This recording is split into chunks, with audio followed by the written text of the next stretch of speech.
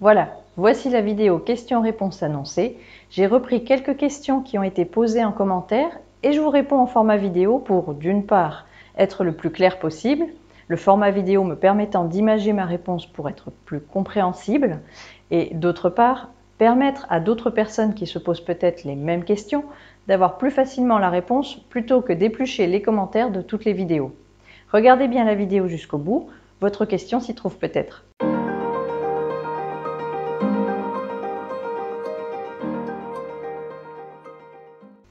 Bonjour, c'est Marilène qui fait découvrir les différents outils de la métaphysique chinoise au travers de vidéos YouTube. Pour ceux qui me découvrent aujourd'hui, qu'est-ce que la métaphysique chinoise? C'est le nom de la science qui regroupe différentes pratiques comme le Feng Shui, l'astrologie chinoise Pazi, le Qimendongjia, etc.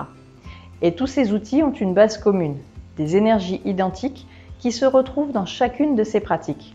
Pratiques qui ont pour but de fluidifier les événements de nos vies, mais aussi qui nous aident à mieux nous comprendre et mieux comprendre notre entourage. Nous allons commencer dans quelques secondes avec vos questions. Mais avant cela, je tiens juste à m'excuser car mes dernières vidéos sortent de manière un petit peu plus espacée ces derniers temps et je suis très en retard pour celle-ci. La raison est toute simple, je suis un petit peu débordée depuis quelques temps. Je vous avais également parlé de l'influence de Mercure rétrograde dans ma dernière vidéo. Influence qui amène toutes sortes d'obstacles, de pannes, de retards. Et bien ça s'est fait sentir ce mois-ci. Et vous, comment s'est passé ce mois de juin pour vous? Dites-moi tout en commentaire. Dans tous les cas, un grand merci pour toutes les personnes qui suivent ma chaîne et continuez à vous abonner. Il y a encore beaucoup de choses à partager et c'est aussi ce qui me booste à continuer et à vous faire des vidéos de la manière la plus régulière possible. Bon, attaquons maintenant avec vos questions. Je commence avec la question de Marie-Laure qui me dit « Bonjour, je suis du groupe Ouest. Certaines directions comme le sud, le nord, le sud-est et l'est sont défavorables, mais les étoiles volantes bénéfiques s'y trouvent. Comment ça se passe dans ce cas? C'est normal qu'en Feng Shui, nous ne trouvons pas toutes les bonnes énergies ensemble au même endroit. Parfois, ce sera effectivement le cas, mais parfois non. Alors comment faire?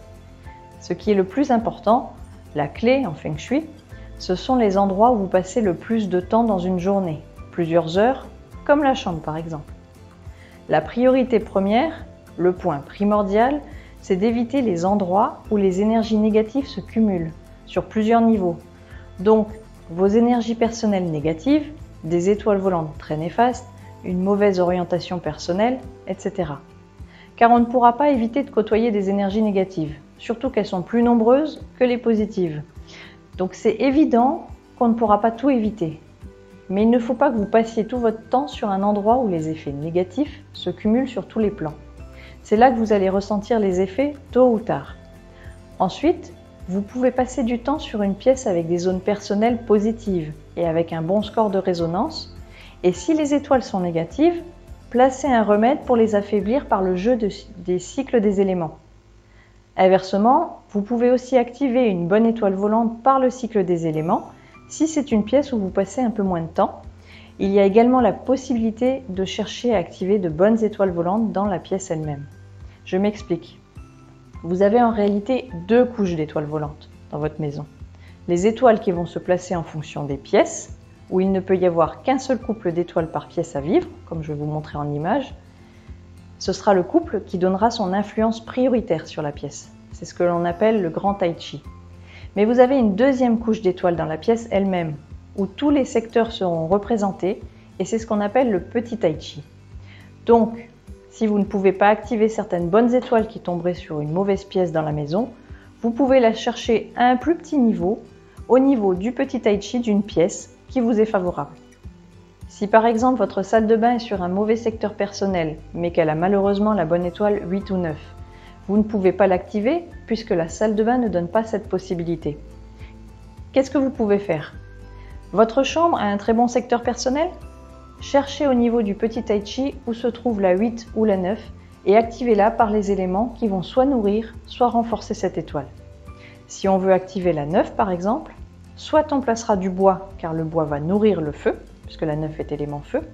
Mais attention, on parle bien de bois vivant, donc d'une plante, pas simplement des meubles en bois.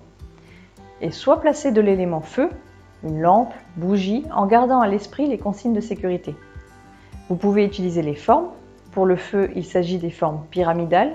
Et en dernier recours, vous pouvez utiliser les couleurs. Pour le feu, ce sera les nuances de rouge, rose, violet, orange. Sachant que la matière physique, comme le bois vivant, sera plus fort qu'une simple couleur verte pour jouer le rôle d'activateur d'énergie. Et vous pouvez bien sûr combiner les éléments, par exemple une lampe ou une bougie de couleur verte ou rouge et de forme pyramidale. Comme ça, vous cumulez 3 aspects qui vont dans le même sens. Est-ce que vous voyez un petit peu le raisonnement? Je passe maintenant à une nouvelle question, celle de Mounia. Bonjour, s'il vous plaît, vous pouvez nous expliquer comment calculer les énergies fixes d'un appartement et aussi nous dire c'est quoi l'élément de l'appartement, merci. Alors, je donne la méthode de calcul des étoiles volantes dans une autre vidéo YouTube. Vous pouvez la retrouver avec le lien qui s'affiche en haut de la vidéo à cet instant. Que ce soit une maison ou un appartement, la technique de calcul ne changera pas. Ce qui peut être plus difficile avec un appartement, c'est de déterminer la façade.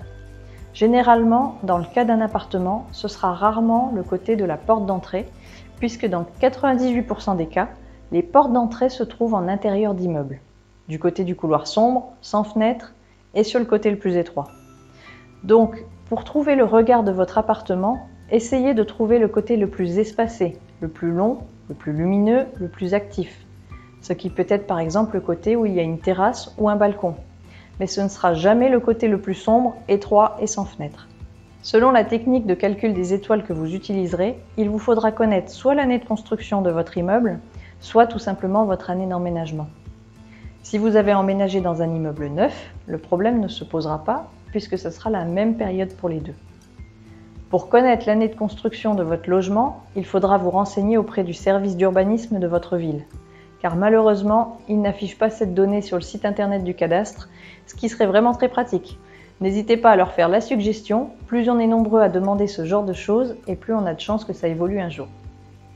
Ensuite, une fois que vous aurez déterminé votre façade, vous pourrez calculer la grille d'étoiles volantes pour pouvoir voir comment tombent les énergies sur votre appartement. Et c'est le même principe qu'une maison. Les énergies s'installeront selon l'agencement des pièces. Toutes les combinaisons d'étoiles ne seront pas forcément présentes sur votre logement. Je ne vais pas pouvoir donner tous les exemples ici, car ça demanderait un cours complet sur les étoiles. C'est un cours que je suis en train d'écrire, quand je le peux, et je vous tiendrai au courant grâce à YouTube et à ma newsletter de sa sortie. Mais en attendant, je vais vous donner 2 exemples simples à comprendre. Par contre, avant de placer vos étoiles sur votre plan, une chose est primordiale pour ne pas vous tromper. Orientez votre grille comme votre appartement. Quand on calcule les étoiles, on calcule toujours avec le sud placé en haut de la grille.